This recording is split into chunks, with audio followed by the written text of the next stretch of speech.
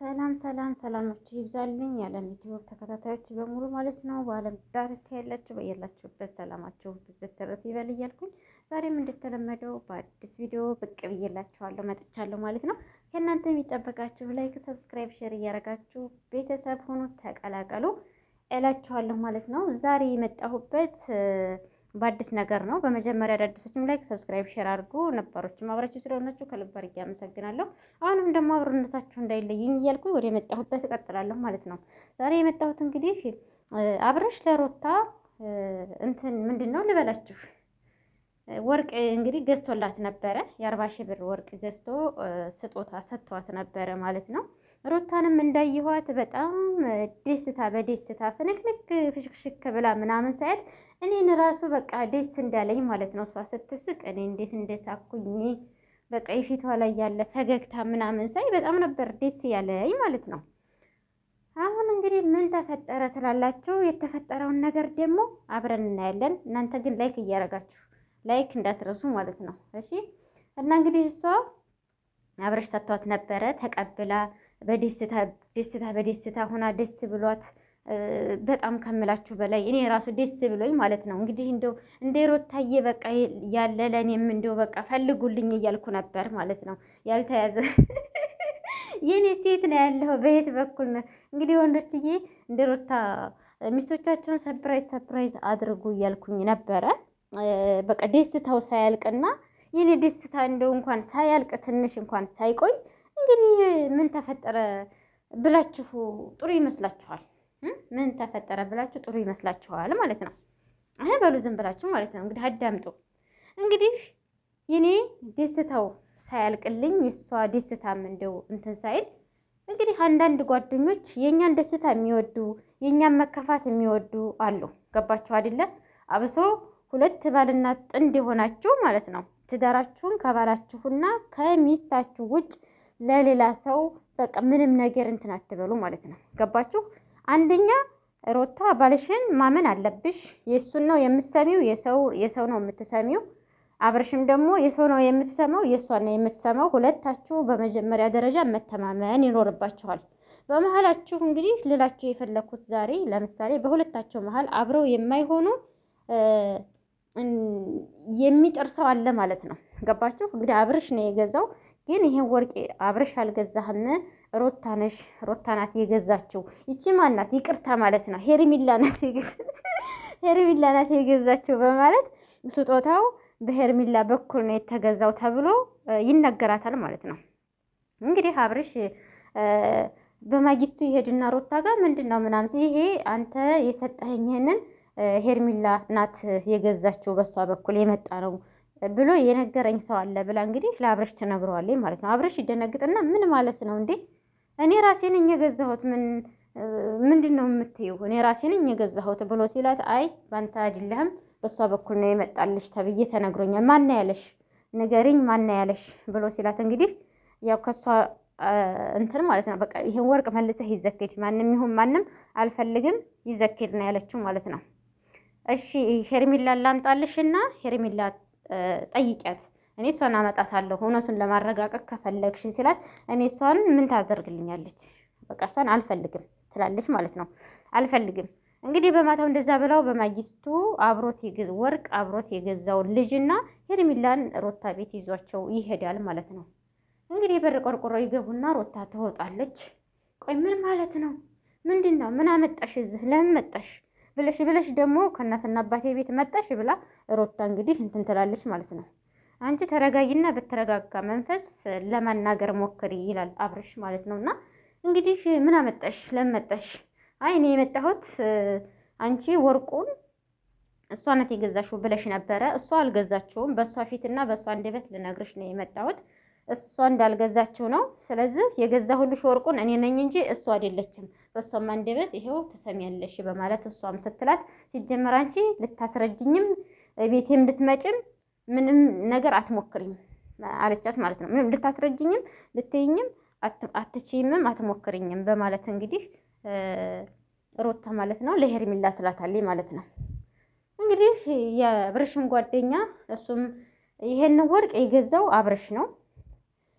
ይህንን ወርቅ ለመግዛት ስንት ወጥቶ ወርዶ ተጨንቆ በዚህ ብሎ በዛ ወጥቶ በጣም ተጨንቆና ተጠቦ ነው ላንቺ ያለው እንትን የገዛው እና በጣም ተጨናንቆ ነው በዚህና በዛ ብሎ የገዛ ነው አብርሽና እኔ ነን በማለት የአብርሽ ጓደኛ ማለት ነው። ሌላ ጓደኛውም አለ አልመጣም። ያንኛው አንደኛው ጓደኛው ነው ይዘው የመጣው ማለት ነው።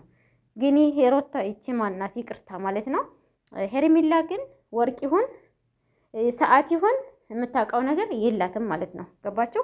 እንግዲህ አሁን በመሀላቸው ውስጥ የአብርሽ ጠላቶቹን አብርሽ አላወቀም ማለት ነው። እኔ እንደምለው አብርሽ አያደርገውም። ቢያንስ ከሄርሜላ ጋር ጥሩ ስሜት የላቸውም፣ ጥሩ እነት የላቸውም ከሩታና ከሄርሜላ ማለት ነው። ስለዚህ ሄርሜላ እንዴት ብላ ነው የ40,000 ብር ሰዓትና ወርቅም ሆነ ወርቅ ያንገትም እሱን ገዝታ የምትሰጣት? እንዴት ብላ ነው? ሊሆን አይችልም። በእኔ በራሴ ሊሆን አይችልም። ከእናንተ ግን እስኪ ኮሜንታተሮች በኮሜንት ሁላችሁም ቁጭ አድርጉ ማለት ነው። ከእናንተ ልስማ። ይመስለኛል ሁለታቸውን ለማለያየት የሚሞክር ሰው አለ፣ ጥላት ማለት ነው። ታውቃላችሁ? ጥላት እንግዲህ አለ። እውነት ለመናገር ከዛ ውስጥ እሱን ደስ ታይተው ደስ ማለት ሲገባቸው እንደገና ይሄ ስጦታ የመጣው ከሄርሜላ ነው በማለት ሩታ እንደገና የሳቀችውን ወደ ክፋት እንደገና ሌላ ነገር እንዲፈጥሩ ያደረጋቸው ሰው እሱ ወዳጅ ሳይሆን ጥላት ነው ማለት ነው። በዛ ውስጥ እንግዲህ በሷ በኩልም አለ ጓደኝነት፣ በአብርሽም በኩል ጓደኝነት አለ ማለት ነው። የዛሬ ጓደኛ እኮ ወይ እኔ አላቅም ማለት ነው።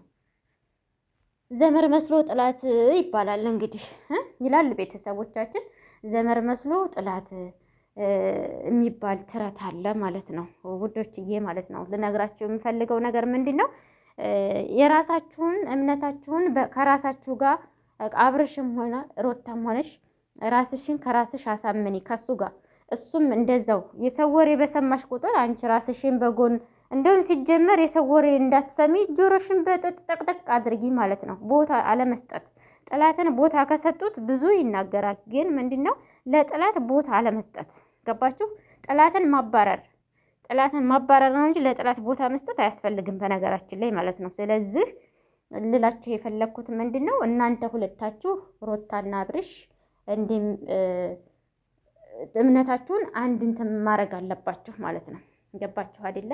ሩታም አብርሽን ማመን አለብሽ፣ አብርሽም ደግሞ ሩታን ማመን አለበት። እንግዲህ አብርሽን ሳታመን ሌላውን ካመነች ሩታ ማለት ምን ማለት ነው? ጥያቄ እንዴ! ከውድ ባለቤቷና ከሌላው ዝም ብላ እንግዲህ እንዴት ነው እንዲሆን የሚችለው? ከሆነም ኦኬ ይሁን። እሷ አታውቅም፣ የመጣላት ካብርሽ ነው። ገባችሁ? ሄርሜላ ተብሎ እዛ ወርቅ ላይ አልተጻፈበትም እንግዲህ ማለት ነው። ሄርሜላ የምታውቀው ነገር የላትም እና በትንሽ በትልቁ ሩታዬ እንትን ባቲ ጥሩ ነው።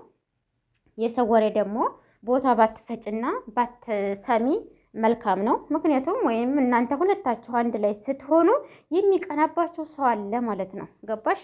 እኔ እንደዛ ነው ብዬ የማስበው እንጂ የሄርሜላን ስጦታ አንጥቶ በፍጹም አያደርገውም ብዬ ነው የማስበው ማለት ነው። ለማንኛውም ከተመቻችሁ ላይክ፣ ሰብስክራይብ በማድረግ ቤተሰብ ሁኑ። እሱን ወርቅ ደግሞ አብርሽ አልቀበልም ብላ እምቢ ስትለው በራፏ ላይ ነው ማለት ነው ከስክሶ የሄደው ማለት ነው። ያው ተሰብሮ ይሆናል እንግዲህ ውልቅልቅ ብሎ ከነ ክዳኑ ወደ ድንጋው ላይ ነው ማለት ነው የጣለው። ተሰብሯል አልተሰበረም፣ እሱን የምናውቀው ነገር የለም። እንግዲህ ሩታ ግቢ ላይ ወሮሮት ነው ረጭጭት ታርጎት እየሄደው ማለት ነው። በጣም ተናዶ ረጭጭት ነው ግቢዋ ላይ እየሄደው ማለት ነው። ገባችሁ? እንግዲህ አንድ ሰው ስጦታ ተሰጥቶ መልሰው ሰር ሲባል ምን ያህል ስሜት እና ምን ያህል እንደሚጎዳ እናንተ ራሱ አይጠፋችሁም። ከምሬ ነው።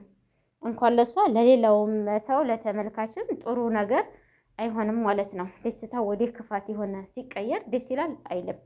እና ልላችሁ የፈለግኩት ራሳችሁን በራሳችሁ ተማመኑ። በመጀመሪያ እንግዲህ አብርሽ ስጦታ በመስጠት እሷን ደስ እንዲላት እሷን ለማስደሰት እየሞከረ እያለ በመሀል ደግሞ የእሷ አይደለም በማለት እንግዲህ እንዴ ቆይ ሄርሜላ ግን እንዴት ነው እሷ ተየት ነው ተየት ብላ ነው ማለት ነው 40,000 ብር እንዴት ነው ይሁን?